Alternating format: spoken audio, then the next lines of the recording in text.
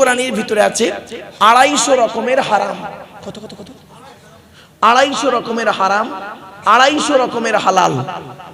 হারাম হালাল আয়াত হলো 500টা। আপনি আমি কটা হারাম জানি?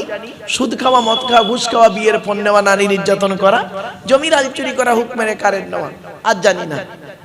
250 রকমের হারাম আছে এই কোরআনে, 250 রকমের হালাল আছে এই কোরআনে। এই কোরআনে ইয়া আইয়ুহাল্লাযীনা আমানু আছে 88 জায়গায়। আর এই কোরআনে নামাজের কথা আলোচনা করা আছে বিভিন্ন অ্যাঙ্গেলে 82 জায়গায়। এই কোরআনে লেখাপড়ার কথা আছে 92 জায়গায়। এই কোরআনে পিতামাতার সেবা যত্ন করতে হবে রয়েছে 16 জায়গায়। কত কত? এগুলো মাথায় রাখুন। 16 জায়গায় আছে পিতামাতার সেবা যত্ন করতে হবে। এই কোরআনে রয়েছে 1000-এরও বেশি আয়াত হলো বিজ্ঞান ভিত্তিক। আপনি আমি জানি না, তাই বুঝি না। আমার জীবনে একটা বাস্তব অভিজ্ঞতা আপনাদের সঙ্গে শেয়ার করছি। একজন অমুসলিম কলেজের প্রফেসর, ব্রাহ্মণ ঘরের সন্তান, আমার সঙ্গে দেখা করতে এসে উনি আমাকে বললেন যে মারুফ সাহেব, স্যার আমি একটা কলেজে কাজ করি, তো আমি আপনার বক্তব্য কন্টিনিউ শুনি।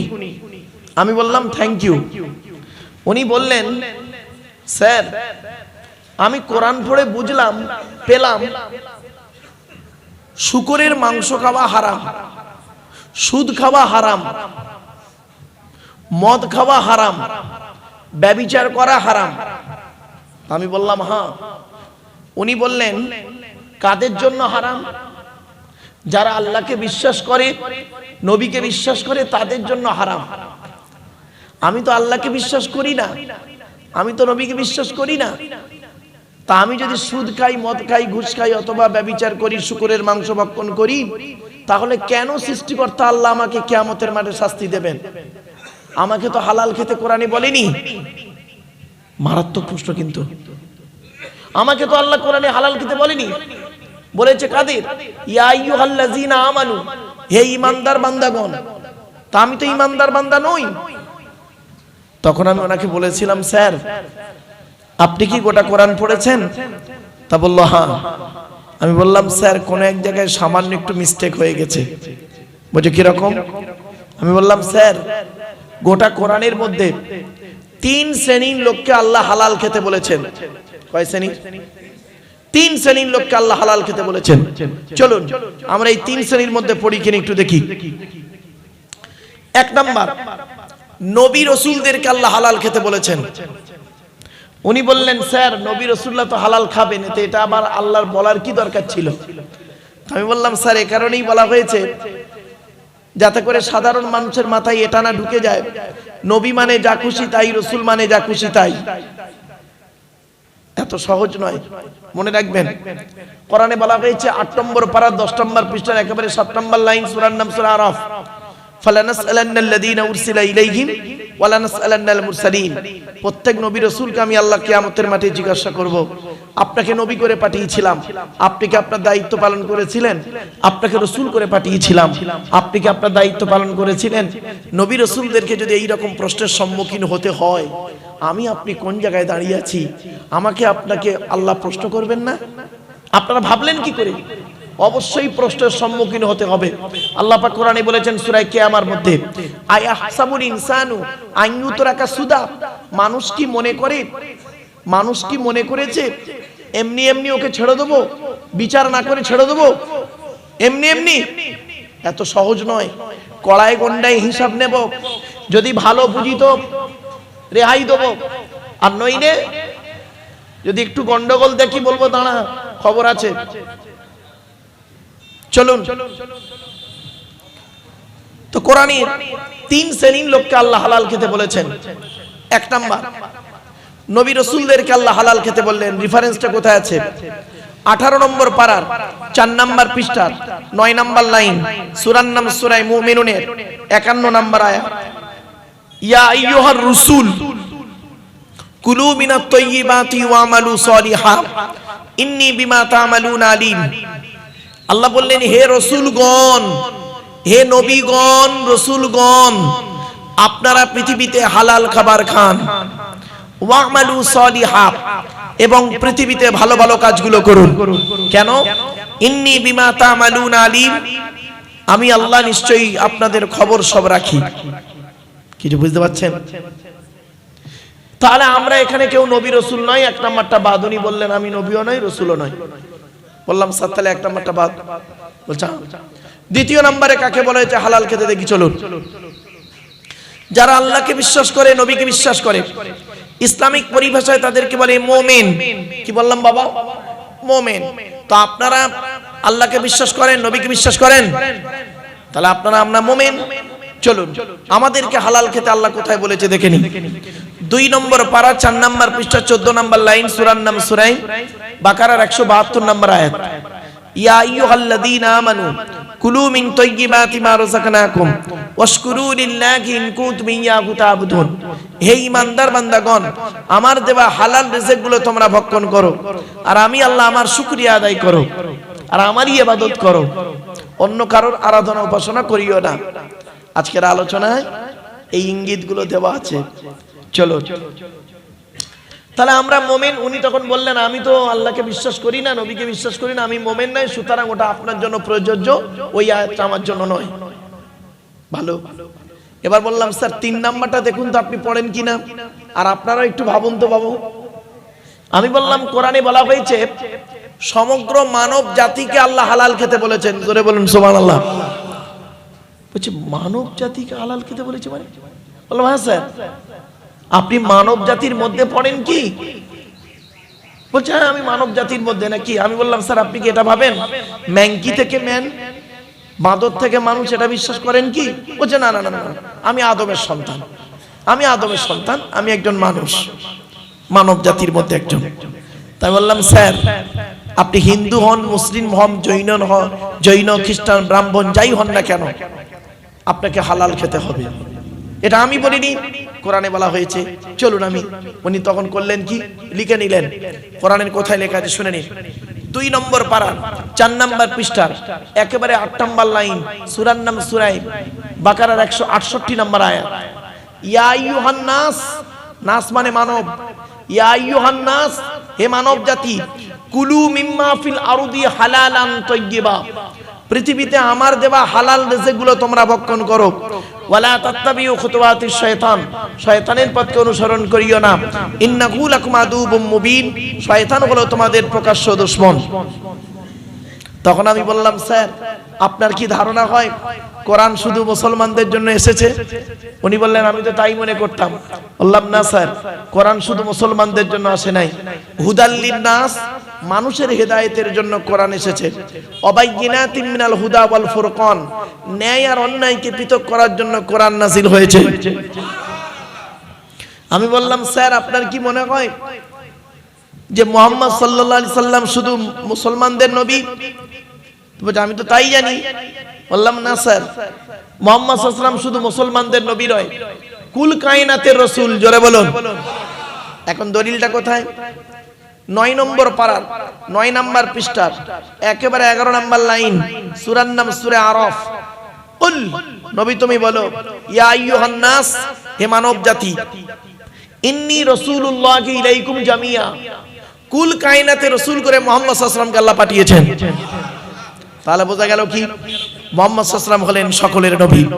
মুহাম্মদ সাল্লাল্লাহু আলাইহি ওয়াসাল্লামকে নিয়ে কোরআন কিনে যারা গবেষণা করবে, চিন্তা ভাবনা করবে, উন্নতির চরম শিখরে পৌঁছাবে।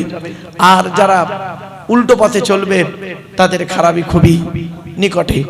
চলো আজকের আমাদের আলোচনা হবে। এখন আলোচনার আজকের বিষয় থাকবে কি, আজকে সূরা ফাতিরের ওই আয়াত থেকে শুরু করব। গত বছর যে আয়াত স্টপ করেছিলাম তারপরের আয়াত থেকে। আয়াতটা পড়ার আগে আপনাদেরকে একটা ছোট্ট প্রশ্ন করি। এই প্রশ্নটা না শুনলে ওই আয়াতের আলোচনাটা বুঝতে পারবেন না। আচ্ছা আসুন, গায়েবের মালিক কে? জোরে বলুন। গায়েবের মালিক আল্লাহ। তো ওখান থেকেই শুরু হবে আজকে। আপনারা ভুল বুঝবেন না, গায়েবের মালিক একমাত্র আল্লাহ, এটা মাথায় রাখুন। কোরআন থেকে কোরআনের তাফসীর হয়, কোরআন থেকে হাদিসের তাফসীর হয়। আর মন গড়া কেউ যদি তাফসীর করে, বলা হয়েছে মান ফাসসারাল কুরআনা বিরাইহি ফালিয়াতামাওয়াহু মাকাদাহু মিনান নার, যে ব্যক্তি কোরআনের তাফসীর মন গড়া করবে তার ঠিকানা জাহান্নাম করে নেবে। আমার বাপেরা, আমার কোনো ক্ষমতা নেই নিজের মন থেকে কিছু কথা বলা, একমাত্র আল্লাহর কোরআন আর নবীর হাদিস। কোরআনের তাফসীর কোরআন দিয়ে হবে, কোরআনের তাফসীর হাদিস দিয়ে হবে। চলুন একটা একটা করে টু দি পয়েন্টের উপরে আলোচনা করি। কোরআনে আছে আদেশ আর নিষেধ। কি বললাম? আরবিতে বলে আমর আর নেহি। আদেশ আয়াত হলো 1000, 1000 আয়াত হলো আদেশ, অর্ডার করেছেন করো করো।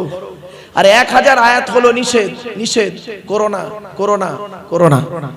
কোথায় আছেন আপনি? ভাবতে পেরেছেন? চলুন, আল্লাহ রাব্বুল আলামিন কোরআনে বললেন এটা করো না ওটা করো। মা আতাকুমুর রাসূলু ফাখুযুহু ওয়া মা নাহাকুম আনহু ফান্তাহু। আল্লাহ পাক বললেন নবী যেটা তোমাদেরকে দেয় সেটাকে গ্রহণ করে নাও, যেটা থেকে বর্জন করতে বলে দূরে সরে থাকো। এটাই হবে আমাদের জন্য শ্রেষ্ঠ কাজ। আমাদের আলোচনা আজকের কোরআনের আলোচনা, তাফসীরুল কোরআনের মাহফিল, সূরা ফাতিরের আলোচনা। কোরআনের ওই আয়াতটা দিয়ে ইঙ্গিত করে দিলাম, ইয়া আইয়ুহাল্লাযীনা আমানু, হে ঈমানদার বান্দাগণ, আতিউল্লাহ ওয়া আতিউর রাসূল ওয়া লা তুবতিলু আমালাকুম। সূরা মুহাম্মাদের আয়াত 26 নম্বর পারা। আল্লাহ বললেন হে ঈমানদার বান্দাগণ, আতিউল্লাহ, তোমরা আল্লাহর অনুসরণ করো, ওয়া আতিউর রাসূল, রাসূলকে অনুসরণ করো। তাহলে কি হবে? ওয়ালা তুবতিলু আমালাকুম, তাহলে তোমাদের কোন আমলকে আল্লাহ বরবাদ করবে না। জোরে বলুন সুবহানাল্লাহ। আমরা আল্লাহর বিধান, নবীর হাদিসকে ছেড়ে দিয়েছি। ছেড়ে দিয়ে তৃতীয় কোন পথের অনুসরণ যখনই করতে যাবে, যে জাতি, যে ব্যক্তি, যেই শ্রেণীর লোক হোক না কেন, তার উপরেই বিপদ আপদ মুসিবত আসবেই। বাস্তব কথা বললাম। হয়তো আপনি বলতে পারেন তাহলে এজমা কিয়াসটা কি বাইরে? না, ওই কোরআন এবং হাদিসের একটা পার্ট হলো এজমা এবং কিয়াস, এটা মাথায় রাখুন। তো আজকে আমরা শুরু করছি। কোরআন শুরু করতে গেলে কি করতে হবে?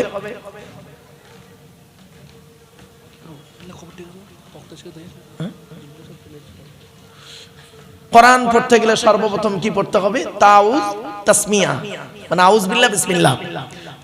আল্লাহ রাসূল বলেছেন তাউজ তাসমিয়ার কথা কোরআনেও বলা হয়েছে। কি? ইজা করাতাল কুরআনা ফাস্তাইজ বিল্লাহি মিনাশ শাইতানির রাজিম। সূরা নাহল। আল্লাহ বলছেন তুমি যখন কোরআন পড়বে, ইজা করাতাল কুরআনা, যখন তুমি কোরআন পড়বে, ফাস্তাইজ বিল্লাহি মিনাশ শাইতানির রাজিম, সুতরাং শয়তান মারদুদ হইতে আল্লাহর কাছে পানাহ চেয়ে নাও। তো আমার বাপেরা, একবার করজোড়ে নিবেদন করছি, উচ্চ আওয়াজে একবার আউজ বিল্লাহ পড়া যাবে? একবার পড়ুন, আউযু বিল্লাহি মিনাশ শাইতানির রাজিম। আউযু বিল্লাহ পড়লাম, বিতাড়িত শয়তান মারদুদ হইতে আল্লাহর কাছে পানাহ চেয়ে নিলাম। আউযু বিল্লাহ পড়ার পরে কি পড়তে হয় বাবা? বিসমিল্লাহ, তাসমিয়া। আল্লাহর নবী বলেছেন বিসমিল্লাহ। আচ্ছা, আগে কোরআন থেকে বলি। আল্লাহ রাসূল, আল্লাহ পাক কোরআনে বলেছেন ওই খাবারটা তোমরা খেও না যেটা আল্লাহর নাম নেওয়া হয়নি, ওই খাবার তোমরা খেও না, তোমাদের জন্য হারাম। আর রাসূল বললেন কুল্লু আমরিন জিবালিন লাম ইউবদা বিসমিল্লাহির রাহমানির রাহিম ফাহুয়া আফতার। আল্লাহর নবী বলেন প্রত্যেকটা কাজ যখন শুরু করবে বিসমিল্লাহ দিয়ে শুরু করবে, আর বিসমিল্লাহ ছাড়া যদি ওই কাজ শুরু হয় তাহলে ওতে কোনো বরকত হবে না, ওটা হবে লেজ কাটা। তাই একবার উচ্চ আওয়াজে আন্তরিকতা নিয়ে বিসমিল্লাহ পড়া যাবে? একটু পড়েন, বিসমিল্লাহির রাহমানির রাহিম। এর বাংলা মানে কি? আল্লাহর নামের সঙ্গে যিনি পরম দয়ালু দয়াবান। শুরু করছি লেখা ওখানে নেই, ওটা ধরে নিতে হয়। চলুন এবারে আসছি বিসমিল্লাহ পড়লাম কেন? আল্লাহ নবী বলেছেন মান ক্বালা বিসমিল্লাহির রাহমানির রাহিম মাররাতান লাম ইয়াবকি মিন যুনুবিহি যাররা। আল্লাহ নবী বলেন যে ব্যক্তি একবার বিসমিল্লাহির রাহমানির রাহিম পড়বে তার জিন্দেগীর সমস্ত সগীরা গুনাহগুলো আল্লাহ maaf করে দেবে। এজন্য আউজ বিল্লাহ বিসমিল্লাহ দিয়ে শুরু করবেন। আল্লাহর নবী প্রত্যেকটা কাজ শুরু করতেন বিসমিল্লাহ দিয়ে। খেতে গেলে আল্লাহর নাম, শুতে গেলে আল্লাহর নাম, যা কিছু করতেন আল্লাহর নাম দিয়ে শুরু করতেন। দুঃখের বিষয় আমরা কিন্তু সেই জিনিস থেকে অনেকটাই পিছিয়ে গেছি। এজন্য আপনাদেরকে আমার অনুরোধ রইল, আপনি একটু ভাবুন আর কোরআনের মাহফিলে বসুন। আজকের বিভিন্ন দিক থেকে বিভিন্ন অ্যাঙ্গেলে আলোচনা রাখবো ইনশাআল্লাহ। একবার নবীর উপরে দরুদ শরীফ, আল্লাহুম্মা সাল্লি আলা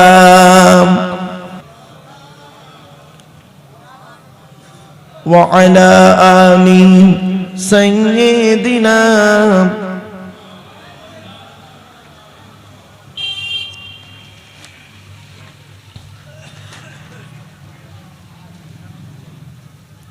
আমার বাপেরা, আমি আপনাদেরকে একটা প্রশ্ন করলাম না এখনই কিছুক্ষণ আগে, গায়েবের মালিক কে? আল্লাহ। এখানে আল্লাহ তাই বলছেন, আল্লাহ রাব্বুল আলামিন সব কিছু জানে। আজকের যে আয়াত শুরু হচ্ছে, সে আয়াতটি হচ্ছে শেষ রুকু। এক রুকুই আছে আজকে, শেষ রুকু। এটা শেষ রুকু। এই শেষ রুকুটাই আজকে আপনাদের কাছে আলোচনা করলে ইনশাআল্লাহুল আজিজ সূরা ফাতির শেষ হয়ে যাবে। খুব বড় সূরাটা ছিল, কয়েক বছর ধরে আপনারা আলোচনা শুনে আসছেন। আজকের লাস্ট রুকুটা রয়েছে। আয়াতটা প্রথম পড়ি, ইন্নাল্লাহা আলিমু গায়বিস সামাওয়াতি ওয়াল আরদি ইন্নাহু আলিমুম বিযাতিস সুদূর। প্রথমে বাংলা মানেটা শুনে নিই। নিশ্চয়ই আল্লাহ আসমান এবং জমিনের গায়েবের সমস্ত খবর জানেন।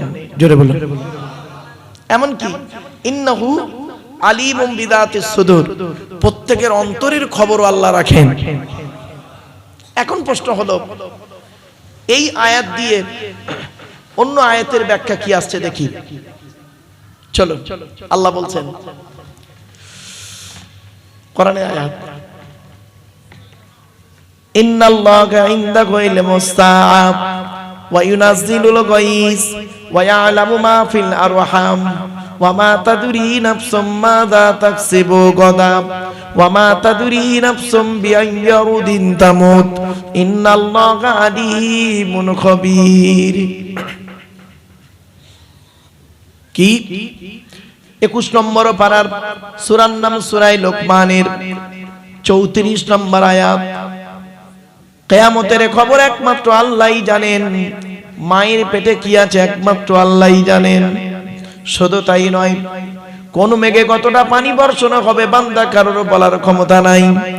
4 নাম্বার হলো, আগামীকাল বান্দা কি খাবার খাবে, কোথায় খাবে, কেমন করে খাবে, এ বলার ক্ষমতা তোমার নাই। 5 নাম্বার হলো, ওয়ামা তাদরি নাফসুম বিআইয়ি আরদিন তামুত, কোন জমিনে কোথায় কিভাবে তোমার মৃত্যু হবে তুমি জানো না। ইন্নাল্লাহা আলিমুন খবীর, একমাত্র খবর আল্লাহই জানে। জোরে বলুন। শুধু তাই নয়, গায়েবের মালিক হলো আল্লাহ। ওয়া ইনদাহু মাফাতিহুল গায়বি লা ইয়ালামুহা ইল্লা হু ওয়া ইয়ালামু মা ফিল বাররি ওয়াল বাহরি ওয়া মা তাসকুতু মিন ওয়ারাকাতিন ইল্লা ইয়ালামুহা। কোরআনের আয়াতে আল্লাহ রাব্বুল আলামিন জানিয়ে দিলেন 7 নম্বর পারার 14 নম্বর পৃষ্ঠার প্রথম নম্বর লাইন, সূরার নাম সূরা আনামের মধ্যে আল্লাহ বলে দিলেন, গায়েবের চাবি একমাত্র আল্লাহর হাতে। তিনি ছাড়া কেউ জানে না আগামীতে কি ঘটবে। আর কি আল্লাহ বলছেন, আল্লাহর হুকুম ছাড়া গাছের পাতা পড়ে না, ভিজে জমিনটা শুকনো হয় না, আর শুকনো জমিনটা ভিজে হয় না, একমাত্র আল্লাহর হুকুম ছাড়া। এই সমস্ত খবর একমাত্র আল্লাহই জানে। জোরে বলুন সুবহানাল্লাহ। আরেকটা আয়াত দি, অনেকের ধারণা হতে পারে গায়েবের মালিক নবী মুহাম্মদ সাল্লাল্লাহু আলাইহি ওয়াসাল্লাম, রাসূল যে গায়েব জানেন, সে গায়েবটা হলো গায়েবে হুসুলি। আল্লাহ রাব্বুল আলামিন তাকে পার্সোনাল ভাবে যেটা জানিয়েছেন সেটাই তিনি জানেন। যেটা বলুন সুবহানাল্লাহ। এটা হলো আমাদের আকীদা, বিশ্বাস। আর আরো বলা হয়েছে, ইন্নাল্লাহা ইয়ালামু গায়বাস সামাওয়াতি ওয়াল আরদ, সূরা হুজরাতের মধ্যে আল্লাহ বললেন, নিশ্চয়ই আল্লাহ আসমান জমিনের গায়েবের খবর জানেন। জোরে বলুন সুবহানাল্লাহ। এবার একটা ছোট্ট প্রশ্ন, যারা ব্যাপকভাবে বলেন, আমরা যারা ব্যাপকভাবে অনেকে বলে ফেলি যে গায়েবের সব গায়েবের খবর রাসূল জানেন, মুহাম্মদ সাল্লাল্লাহু আলাইহি ওয়াসাল্লাম জানেন, তাদের উত্তর হলো কি জানেন? আল্লাহ রাব্বুল আলামিন বলছেন, কুল্লা আমলিকু লিনাফসি নাফআন ওয়ালা দাররা ওয়ালাউ কুনতু আলামুল গায়বা লাস্তাগফারতু মিনাল খায়রি ওমা মাসসানিয়াস সু। আল্লাহ পাক বলছেন 9 নম্বর পারা 14 নম্বর পৃষ্ঠা প্রথম নম্বর লাইন, সূরার নাম সূরা আরাফ। নবী আপনি বলে দিন, ভালো মন্দের মালিক আমি নই, একমাত্র আল্লাহ। যদি আমি গায়েবের খবর জানতাম তাহলে ভালো ভালো কাজগুলো আমি আগেই করতাম, কোন জিনিস আমাকে, অশুভ জিনিস আমাকে স্পর্শ করতে পারত না। তাহলে বোঝা গেল কি একমাত্র গায়েবের মালিক কে? আল্লাহ। এই বিশ্বাসটুকু আপনি রাখেন, এই বিশ্বাসটুকু রাখেন। তাই আল্লাহ বললেন, ইন্নাল্লাহা আলিমু গায়বিস সামাওয়াতি ওয়াল আরদ। আসমানে যা কিছু আছে গায়েবের মালিক একমাত্র আল্লাহ। আসমানে কি আছে আজ পর্যন্ত সারা বৈজ্ঞানিকরা এ টু জেড বলে বলতে পারে না। যখনই যায় কিছু পায়, নাসার বৈজ্ঞানিকরা কিছু পায়, কিছু নেয়, কিছু বলে, কিছু গোপন করে, কিছু সত্য বলে, কিছু ওলট পালট করে দেয়। সত্যকে গোপন করার জন্য বিভিন্ন অ্যাঙ্গেল থেকে বিভিন্ন কথা বলে ফেলে। আবার জমিনের মধ্যে কি আছে একমাত্র গায়েবের মালিক আল্লাহ। এই জমিনের তলায় কি কি আছে বৈজ্ঞানিকরা গবেষণা করে কিছু পাচ্ছে, কিছু বলছে, কিছু রাখছে। আবার সত্যটা প্রকাশ করে দিলে হয়তো ইসলাম গ্রহণ করে ফেলবে। এজন্য আবার অনেকে কি করছে, কোরআনের ভুল বের করতে গিয়ে ইসলামের কালেমা পড়ে মুসলমান হয়ে যাচ্ছে। এরকম বহু ঘটনা আছে, বহু ব্যক্তির নামও আছে, ওদিকে আলোচনা যাচ্ছে না।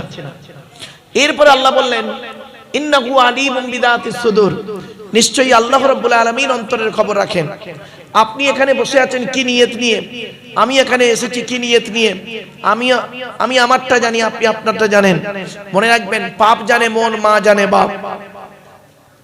পাপ জানে মন, মা জানে বাপ, কথাটা মাথায় রাখবেন।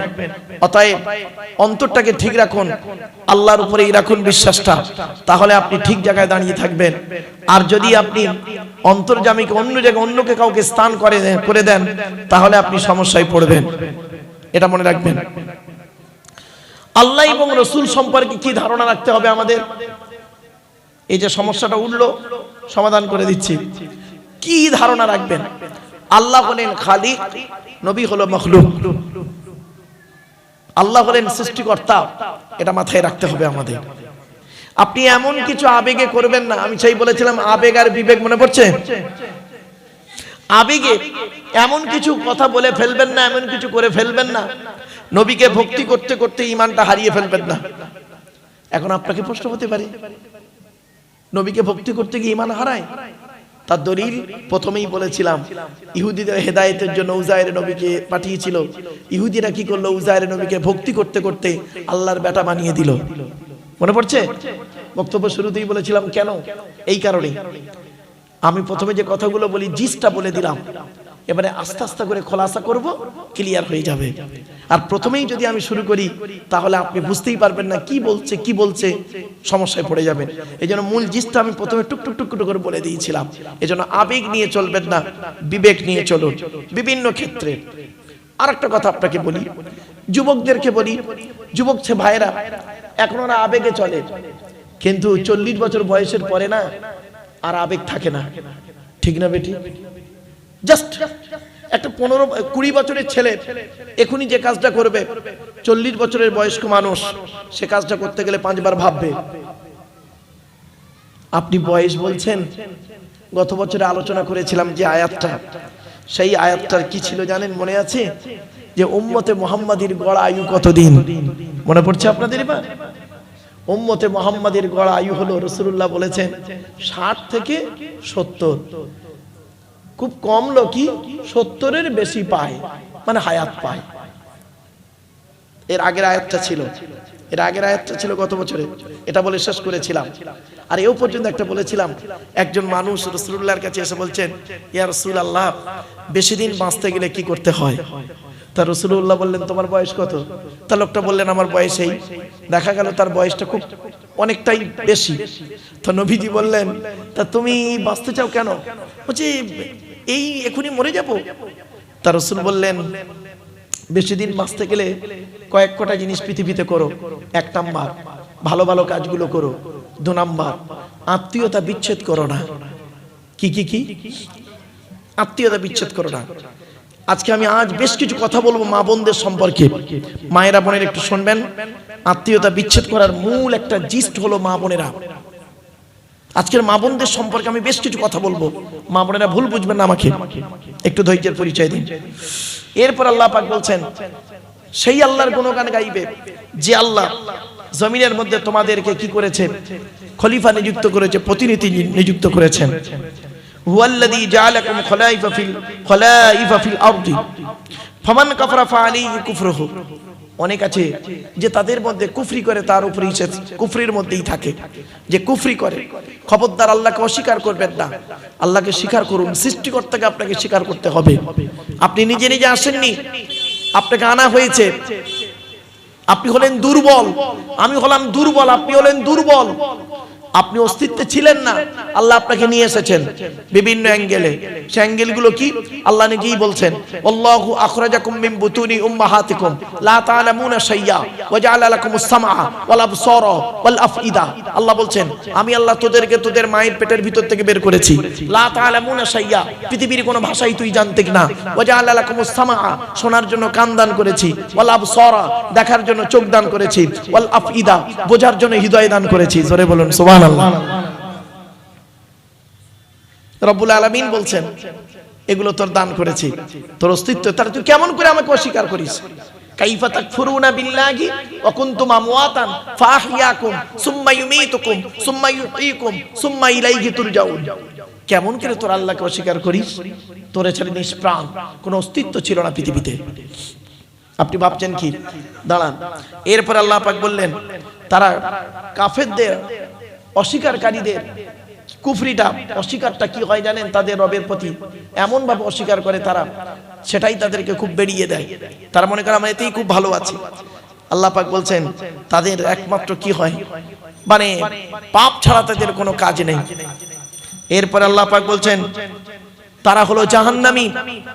যারা আল্লাহকে অস্বীকার করে তারা হলো জাহান্নামী। এক কথায় সহজ সরল ভাষায় বলছে যেন সৃষ্টিকর্তাকে আপনি অস্বীকার করতে পারবেন না। আপনি আপনার পিতামাতাকে যেমন অস্বীকার করতে পারবেন না, তদ্রূপ সৃষ্টিকর্তাকে আপনি অস্বীকার করতে পারবেন না।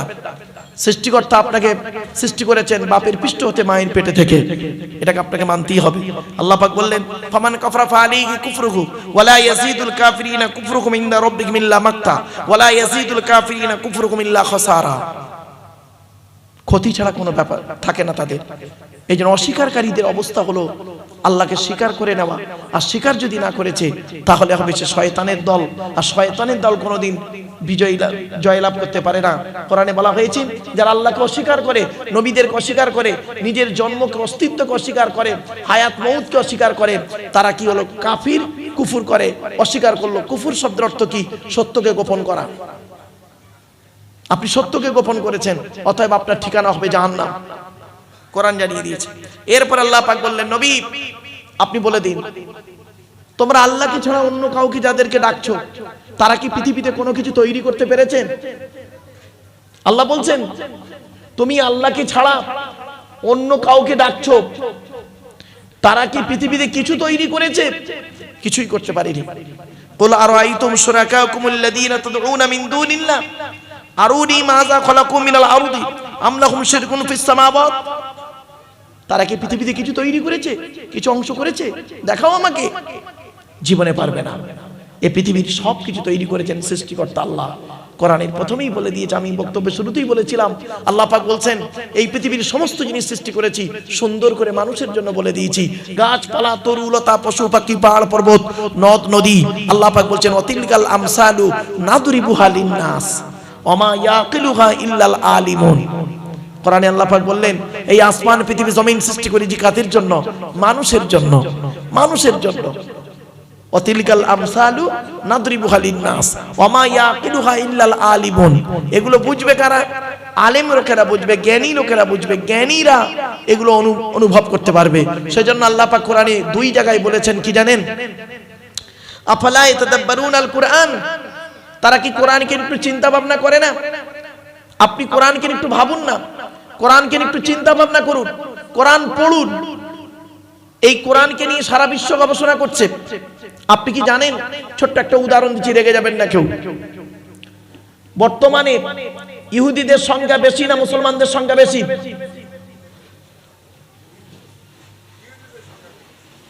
ঠিক করে বলেন।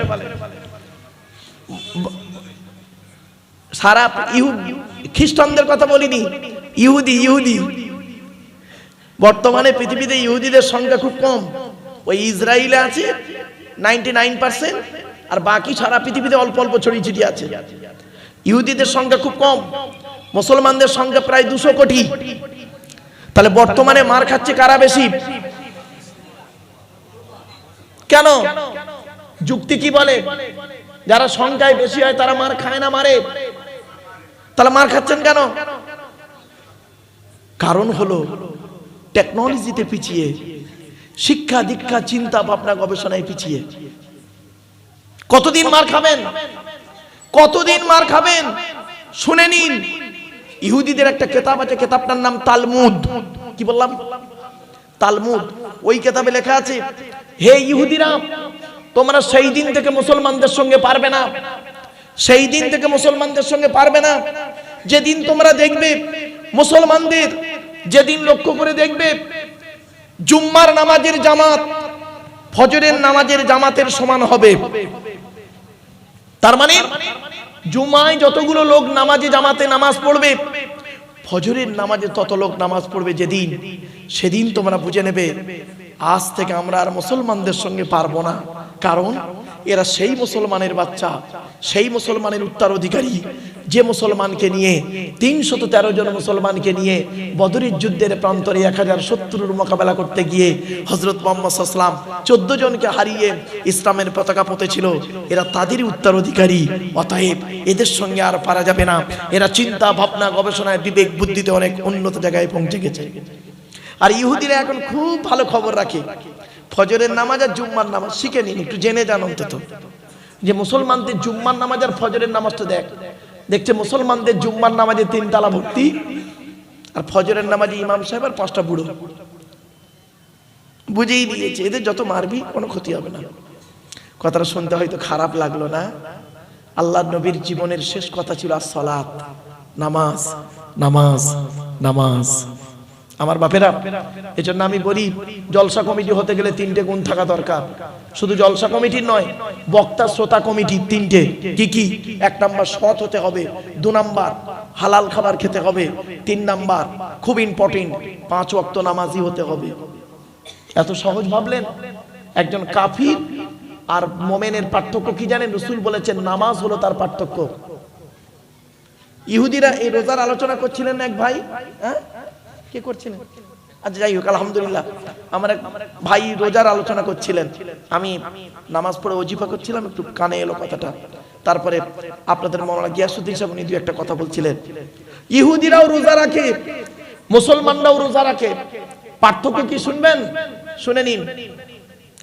ইহুদিদের রোজা আর মুসলমানদের রোজার পার্থক্য কি? ইহুদিরা সাহারি খায় না। কি বললাম? সেহরি নয় বাপ, সাহারি।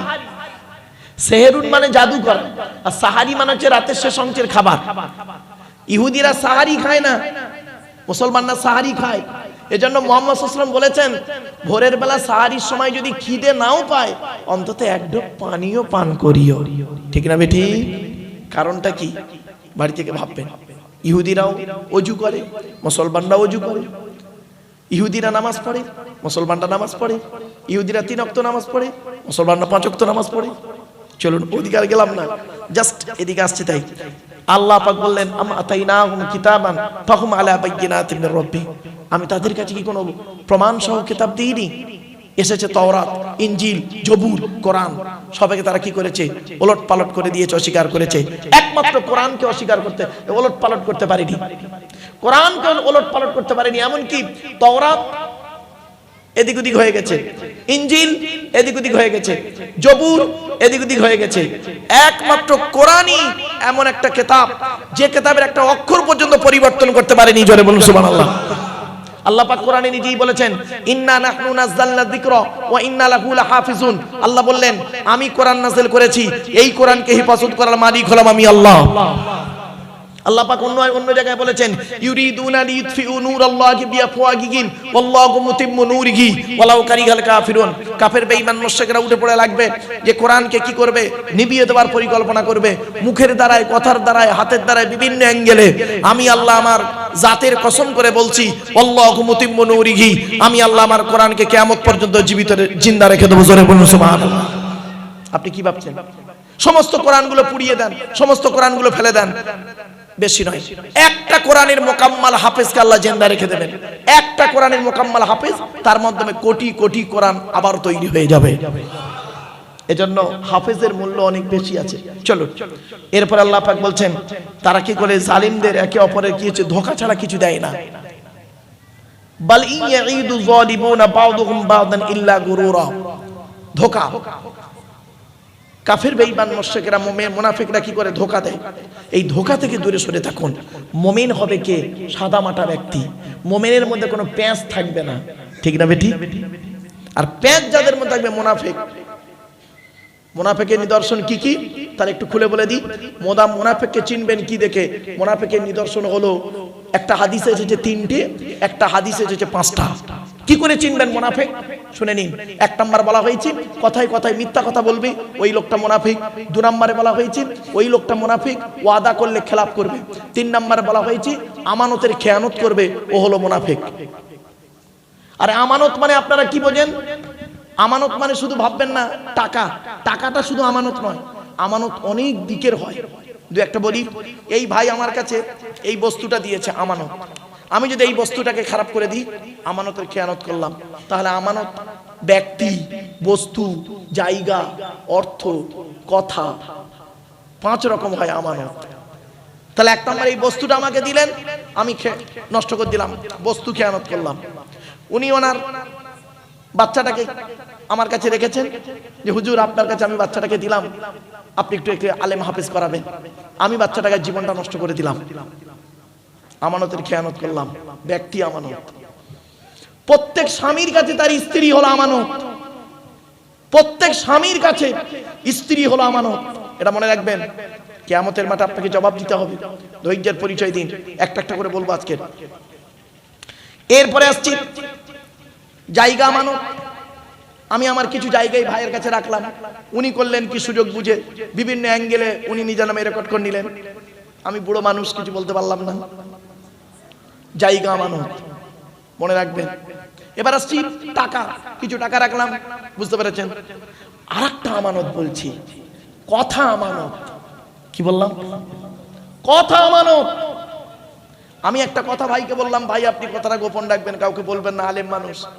উনি করলেন কি সুযোগ বুঝে সেইটাকে লোককে প্রচার করে দিলেন। কথা আমানত। আমানতের খেয়ানতকারী হলো মুনাফিক। 4 নাম্বার হলো কি? যে ব্যক্তি ঝগড়ার সময় গালিগালাজ করে, সে হলো মুনাফিক। অনেক ব্যক্তি আছে তর্ক করতে করতে মা মাসি তুলে তাকে খুব গালিগালাজ করে, জানবেন ওটা মুনাফিকের নিদর্শন। সে কোনো পীর সাহেব, মৌলভী সাহেব, মুফতি সাহেব, বক্তা সাহেব, যে সাহেব হতে পারে। ইসলাম কোনো সাহেবকে দেখে না, ইসলাম তার আইনেই চলে, ঠিক না বেটি? এটা মাথায় রাখুন। 5 নাম্বার হলো শাহাদাতু কওলি জুর। নবীজি বলেছেন, যারা মিথ্যা সাক্ষী দেয়, যারা মিথ্যা সাক্ষী দেয় তারা হলো মুনাফিক।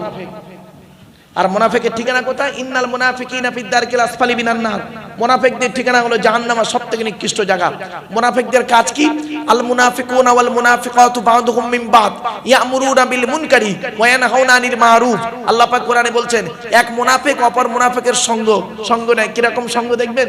ইয়ামুরুনা বিল মুনকারি, ভালো কাজে বাধা দেয়, ওয়া ইয়ানহাউনা আনিল মারুফ, আর খারাপ কাজে আদেশ করে। ভালো কাজে বাধা দেয়, খারাপ কাজে কি করে? উদ্বুদ্ধ করে। এরা হলো মুনাফিকের নিদর্শন। আমার বাপেরা বাড়ি থেকে ভাববেন। চলুন এবার মুনাফিকদের দেখতে কেমন হয় বলবো। আরে ভাই বলবো কি বলুন? মুনাফিকদের দেখতে আমি বলিনি, কোরআন বলছে, ওয়াইদা রাআইতাহুম তু'জিবুকা আজসামুহুম ওয়া ইন ইয়াকুলু তাসমা লিকাউলিহিম কাআন্নাকুম খুশুবুম মুসান্নাদা ইয়াহসাবুনা কুল্লা সাইহাতিন আলাইহিম হুমুল আদুউ ফাহসারুহুম কাতালাহুমুল্লাহু আন্না ইউফাকুন। সূরা মুনাফিকুন 28 পারে আল্লাহ বলছেন মুনাফিকদের কি করে চিনবে নবী? আল্লাহ রাসূলকে নবীজি বলছেন, আল্লাহ রাসূলকে আল্লাহ পাক বলছেন কি নবী মুনাফিকদের চিনবে কি দেখে? কি দেখে চিনবে? গালে দাড়ি, মাথায় টুপি, নামাজও পড়ে, রোজাও রাখে, পাগড়িও পরে। কি দেখে চিনবেন মুনাফিককে? বলছে এক নাম্বার হলো ওয়াইদা রাআইতাহুম তুজিবুকা আজসামুহুম, ওদের দেহটা দেখলে তুমি আশ্চর্য হয়ে যাবে, চাকচিক্য থাকবে। আর কি ওয়াইন ইয়াকুলু তাসমা, ওরা যখন কথা বলবে না নবী তুমি দেখবে মনোযোগ সহকারে শুনবে, কত ভালো ভালো কথা বলছে। লিকাউলিহিম কাআন্নাকুম খুশুবুম মুসান্নাদা, ঠিক ওদের কথাটা কিরকম? দেয়ালে একটা কাঠকে ঠেকিয়ে রাখলে যেমন কোনো অস্তিত্ব থাকে না, ঠেলে দিলে পড়ে যায়, তো ওদের কথাটা ঠিক ওই রকম। আর কি মারাত্মক কথা, এবার শুনুন। ইয়াহসাবুনা কুল্লা সাইহাতিন আলাইহিম, আর মুনাফিকদের একটা হলো কি জানেন? প্রত্যেকটা কথা ওরা ওদের বিরুদ্ধে মনে করে, ওদের বিরুদ্ধে। ধরুন একটা কথা অনুমান করছি, খারাপ সেন্স নেবেন না, উদাহরণটা দিই, শিখে নিন। ধরুন আমরা তিনজন বসে আছি, আমি একটা কথা বললাম, জাস্ট একটা কথা বললাম যে মুনাফিকদের ভালো ড্রেস হবে, কথাগুলো চাকচিক্য হবে। এখন দেখা যাচ্ছে একজন ব্যক্তি তিনি খুব ভালো জামা পরে এসেছেন, তুমি মনে মনে ভাবছেন দেখেছেন উনি একটা পুরাতন জামা পরে এসেছে বলে ওনার হিংসা হচ্ছে, আমি নতুন জামা পরে এসেছি তাই উনি আমার ওই কথাটাই তুললো। এটা মুনাফিকের নিদর্শন, বুঝতে পারছেন না? আর আপনি পড়েছেন আপনার ব্যাপার। কোরআনে আল্লাহ বলেছেন ইয়া বানি আদমা খুযু জিনাতাকুম ইনদা কুল্লি মাসজিদিন ওয়া কুলু ওয়াশরাবু ওয়া লা তুসরিফু, হে আদমের সন্তানেরা উত্তম পোশাক পরিধান করে মসজিদে গিয়ে নামাজ পড়ো। আরো কোরআনে বলা হয়েছে ইয়া বানি আদমা কদ আনজালনা আলাইকুম লিবাসান ইউয়ারি সাওআতিকুম ওয়া রিশা ওয়া লিবাসুত তাকওয়া, হে আদমের সন্তান আমি তোমাদের জন্য উত্তম পোশাক নাযিল করেছি, সেই পোশাক পরো। তা আপনি কেন ওটাকে আপনার বিরুদ্ধে নিলেন? কোন কথা বলছি, ধরুন আমি একটা কথা বললাম যে আল্লাহর কাছে মাথা নত করবেন, নবীর কাছে নবীর কথা মতো চলবেন, আর এমন কোন ব্যক্তির মানে কি করবেন তার কাছে মাথা নত করবেন না, বলে দিলাম। হয়তো আমি বললাম আপনাকে, জাস্ট উদাহরণ আমি আপনাকে বললাম যে টাকা পয়সা যদি আপনি ব্যয় করেন, সর্বপ্রথম কোরআনে আল্লাহ পাক বলেছেন কুল মা আনফাকতুম মিন খায়রিন ফালিল ওয়ালিদাইনি ওয়াল আকরাবিন। আল্লাহ পাক বলেছেন নবী টাকা পয়সা সর্বপ্রথম তোমরা তোমাদের বুড়ো বুড়ি বাম্মার পিছনে ব্যয় করবে। এখন আমি এই কথাটা বললাম, এখন আপনি করেন কি? আপনার বাপকে দেখেন না, মাকে দেখেন না, আপনি আপনার শ্বশুর শাশুড়ির কাছে থাকেন, তাদের খুব দেখেন। আপনার আমার কথা শুনে আপনার রাগ হচ্ছে, দেখেছেন আমি আমার শ্বশুর শাশুড়ির টাকা দিই বলে মারুফ সাহেবের হিংসা, লাউ ঠেলা, আমি আমার পথেই চলছি। এই মুনাফিকদের নিদর্শন হলো এটা। আর মুনাফিকদের আরেকটা নিদর্শন বলে দিই, দেখবেন কেউ কানে কানে কথা বললে তৃতীয় ব্যক্তি মনে করে কি জানেন, আমার বিরুদ্ধে বলছে, খবরদার। আপনি ওই কাজের কাজী নন তো আপনি রেগে যাবেন কেন? রাগার কোনো ব্যাপার নেই, ব্যাস এটা মাথায় রাখুন। এই জন্য এই প্রাসঙ্গে আলোচনা তাই বললাম। এরপর আল্লাহ পাক বলছেন, আল্লাহর ক্ষমতা নিয়ে আল্লাহ বলছেন, আচ্ছা বাপেরা আজকের এখানে ভূগোলের একটা আলোচনা, ভূগোল। আপনারা জানেন বায়ুমণ্ডলের স্তর আছে, স্ট্র্যাটোস্ফিয়ার, এক্সোস্ফিয়ার, আয়নোস্ফিয়ার আছে। এটা কোরআনের আয়াত থেকে বেরিয়েছে। আল্লাহ পাক বললেন ইন্নাল্লাহা ইউমসিকুস সামাওয়াতি ওয়াল আরদা আন তাযুলা ওয়ালা ইন যালাতা ইন আমসাকুহুমা মিন আহাদিন মিন বাদি ইন্নাহু কানা হালিমান গফুরা।